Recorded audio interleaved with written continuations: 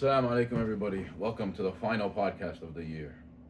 Final. Why don't we do another one for them after? I don't like them that much. Really? Yeah, I've been out of it too. Uh, Literally and physically. Final Four just happened yesterday. Honestly, two very good games. Even though the first one I know was a little bit of a blowout at the beginning, like they did fight back, and it was like a nice watch.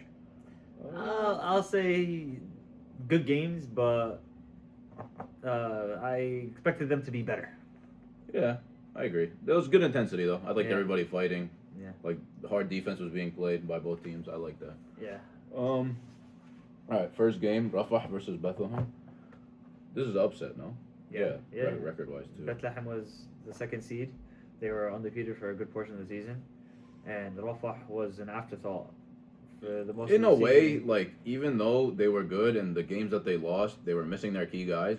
We kind of like wrote them off because like Yep. we see them play like Zayn has been playing for like years, and Najib been playing for years, and like they never get to like the championship. So you're just kind of like, oh, like eventually they'll lose. Like Yeah. I don't want to say they give me Cowboys vibes because that's kind of messed up, but like in a way, you give me Cowboy vibes. It's kind of like, hey, they're gonna be a tough team to beat, but we don't expect them to do But anything. honestly, serious. we are completely wrong. Yeah. Like they came out.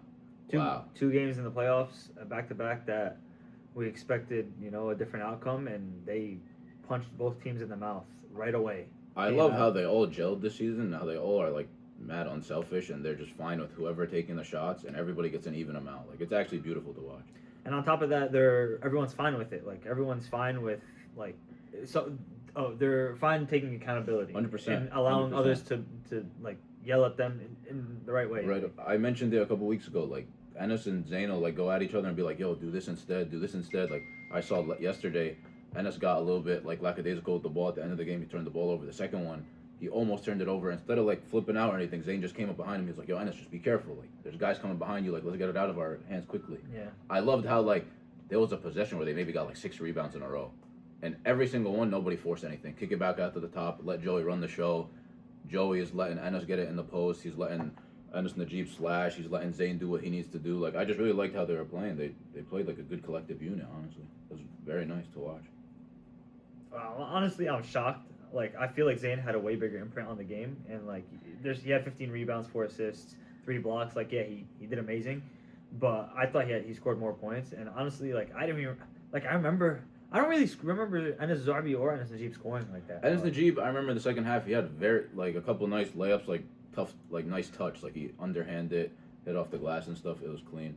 Enes Zubi, like I remember there was a bucket at the end. He hit like a couple threes, but to me, Actually, like no threes. oh no, So he that hit a was midi complete- maybe. that was Sorry, a I complete saw him lie. hit one and do like the LeBron walk back. Like, but the guy that really like to me kept them afloat, not kept them afloat, but kind of like held off the run was Joey. Like I think Joey hit like a couple big shots, got them into offense in the second half, and really just settled everything down. And Exactly. When Bethlehem tried to pressure and take the ball away, it was always in Joey's hands. He's protecting the ball, showing them his back, and he hit a huge settled it down, three. yeah. He hit a huge midi. A very nice like hezzy go to the basket layup. All those in clutch time, like in the final like 10 minutes probably. Because there was a point where they were up 9. They hit Nadir in the corner, and Nadir had a 3 to cut it to 6. And I think if Nadir hits that 3 with like 6 minutes left, the game is completely different. I think Bethlehem has the momentum. Like Ahmed Hussein was starting to get to the basket and starting to get foul calls and stuff. I think it would have completely flipped. He ends up missing, and then I think Joey ends up hitting a big bucket, and it's like a complete 5 or 6 point swing. And I think that's what like somewhat iced the game a little bit. yeah. And to get into the flow of the game a little bit, like the storytelling of the game, Rafah went up 14-2 right off the bat. So like Rafah really came out and the same way they played us, punched us in the mouth and got to a big lead, forced turnovers from the other team, capitalized in that way, and then Bethlehem just had to crawl their way back. And the same way we did, we played a better second half in terms of the scoring, but it's just too big of a hole to come back out of. And every time you feel like you're coming back and you're calling back, someone like Joey would hit a big 3, in a timely manner to just, kill the momentum. That's what it is. Like once they went up 15, 16 points, like now you start getting into the idea of like, damn, I got to figure something out as fast as I can. So then you kind of start taking a couple of threes that maybe you settle a little bit or you don't like, but you live with because you're like, I have to make something happen. And if you look, they shot 2 for 22 from 3. So they shot 9% from 3. Yeah, 2 threes. Lately, over the last 2 or 3 games, I remember almost been hitting at least 3 or 4, and Nadir's had an elite like 2 or 3 games. True. He's probably had like 15 points, 16 points, and that's what made them so formidable. So I mean, part of it is they were just rushing, and part of it was, maybe a little settle here and there. But once Rafah goes up on you, their offense is so slow. Like, they let it go to Zayn. Joey will dribble out the ball for like 20, 30 seconds. Now you get to play at their pace, and I think if they were to go up early again the next game, I think the same result. It'll be will tough. happen, too. It'll be tough to make a different outcome. Well, I'm a little shocked Jay Wiggins' imprint wasn't like a little bit more this game. Like, I thought he would maybe take advantage of like his athleticism a little bit more. Bro, Zayn does such a good job of sitting in the paint. Keeping his hands up, elite. Playing it clean for the most part, and just making you take an off-platform shot, something that you're not used to. And I saw a lot of that from Jay, and I understand what Jay was trying to do. Like, you'll hear it in my commentary on the game that I recorded. Like, Jay is trying to, push the pace quickly, get a quick bucket, get off a missed a shot or a bad shot or something. I understood that, and it's the right play, but it's just tough. Those shots are tough, so that's why I think that's why his stats look that way. Even Trey, like, I didn't feel like Trey he shot that well, but I just know 26 and 7, but he probably could have had like 40. Yeah, he had like a couple of like 4 and 1s that game. Yeah, it was kind of crazy. He probably could have like 4. Yeah. I mean, overall, it's kind of just like what almost said. Like, they buried themselves in a hole pretty early, and then they were trying to climb back, and for the rest of the game, and they just came up short. Like, if a team goes up 15 on you to start the second half, it's going to be tough to come back when they have like veteran players like Anas and Zayn and Joey and everybody smart. Even though they really tried their hardest to sell the game like those last 5 minutes. They did try. Throwing a bunch of terrible turnovers. Like Zayn picking up his dribble like twice. Anas Zubi just got pickpocketed like twice. There's a couple of things like I didn't like, but overall, I mean, they got the win. They figured it out, and it was good. Also, Nabil like a little bit. I was gonna honestly, despite his, I'm sure that's what you're about to highlight, but I'm gonna say despite his stat line and his shooting woes, I thought he played a great game hustling. There were a few plays where it felt broken, and he's getting the rebound, and that saves the play. And he made some good passes. And he went 1 for 12, but a lot of the shots he took were not bad shots. Like, they were relatively open. Yeah. The only thing I'm getting on him for is like the time and place when he took those shots. Like, there's a couple of them where it's like, all right, 4 minutes left. Like, we're up 10. Like, let's just calm down, let the clock run, and let them foul us or make a mistake instead of taking like a midi or like a layup or whatever the case may be. That's it. But like, all the shots he took were fine, and we've seen them hit him before, so it's not horrible. Yeah, forgettable game for Bethlehem at the end of the day. But I'm glad that these North Bergen has finally brought a winning team. Good season, honestly. Yeah, good season for Amr Hussein, Trey Honcho, one of the rookie of the year candidates. Jay Wiggins played well this season. Now that the whole team as a whole, very good team, and I heard they're going to run it back, and I'm sure they're going to be one of the good Makes teams sense. I would too. They're going to be a elite team next year. Can't wait for 100%. So yeah. All right, Bethlehem. Good job. All right, Al Khalid versus Haifa. The battle of the MVPs. I'm not gonna lie, I was a little surprised in this one. Not because of the outcome, like I knew it could go either way.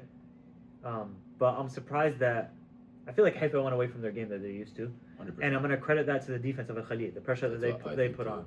So, because every week I look at the box score and be like, oh, okay, well Messi's gonna have 30, but nobody else is coming with them. So I think eventually they'll lose, like little by little, until they play an elite team. But like Amr said, their defense keeps them in games.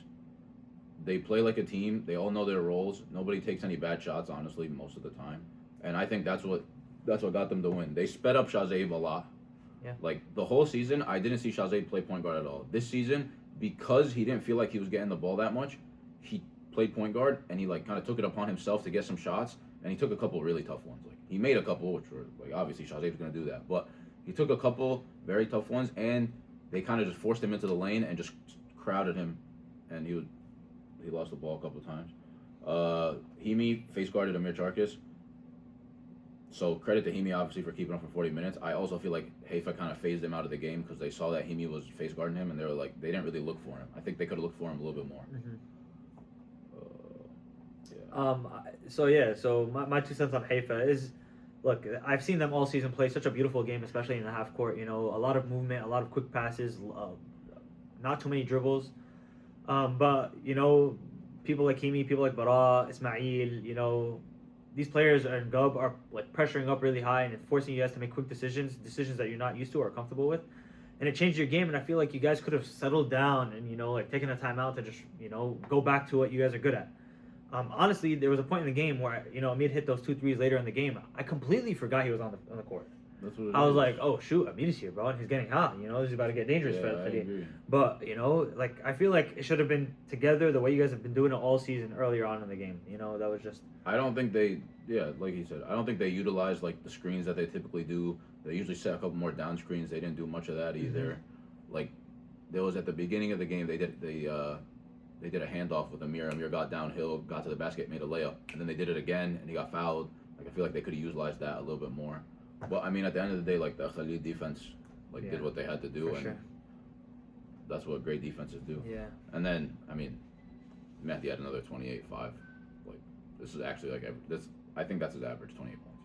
So like, which is kind of ridiculous. But Yeah, man. This is why we say defense wins championships. You have a team that's, you know, like we all know, like Al Khalid, the whole Beit Lehem history with them. They've always been a defensive team, and you know they come back with that same like defensive core, and you know they keep the second best team in terms of scoring to 47 points. I mean, Mehdi had What an 28 amazing points, game. and he went 2 for 11 from three, and he went 4 for 9 from the free throw line.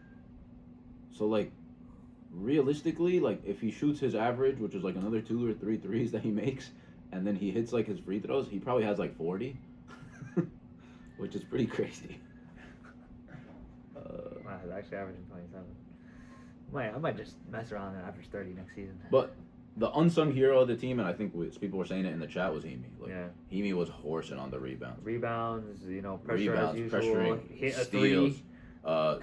Honestly, I never see him like make a bad pass or make a bad decision. Like a lot of the times he'll drive into the middle, get crowded. He's really good at kicking out, and Barat hit a big 3 off of it. He did. Yeah. Also credit to Mehdi. Like Mehdi was playing point guard and he was making some very good passes. Like he got Swish wide open a couple times. I know Swish didn't hit this game But that's based on his jersey too. that's the promising part about this win. Like on top of the fact that it's in the Final Four, moving on to the championship, your second best scorer, your whatever, second best shooter, especially for the last however many weeks, put up a He's off, donut. yeah. From the and you still win by double digits basically. Yeah, I agree. You know, and not to make it sound like it was a blowout, it wasn't that at all. But it also wasn't like, I don't want to say it wasn't tight. It was tight, but Khalid was always Khalid- playing catch up. Yeah, That's what the they entire were. game. Khalid was always like somewhat up. You could tell. Yeah, so And I must say, Hoya played amazing. Like on the pick and rolls, like the way he positions himself and the way he just finishes so calmly around the rim, just a great job. He had a huge and one. had a couple of He strips. had a couple nice layups, good Yeah. strips, rebounding. He just did everything correctly, honestly. Yeah. And like just the rest of the team, they played their roles. Like Barat plays hard defense. Hindi hit a 3. Barat hit a 3. Montez got to the line, hit like 3. They play their roles and they know what to do. And to me, I think they're favorites for next week. Yeah. So, good season, Haifa.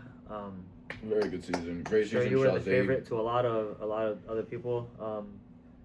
And for sure they're gonna bring it back. And you I know, assume so. Great season by Shazay. Great season by like the whole crew. They looked really, really good, and we did all think they were the favorites. But All right, and then for our championship, Rafah versus Al Khalid.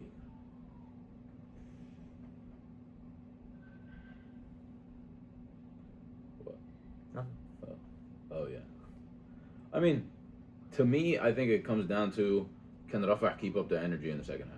Like I think Al Khalid is going to play 40 minutes of crazy energy. Everybody's going to be on the sideline. You know, they're going to have like the Musas and all of them trolling and yelling and they're going to be hyped for 40 minutes. To me, Rafah came out really, really good yesterday.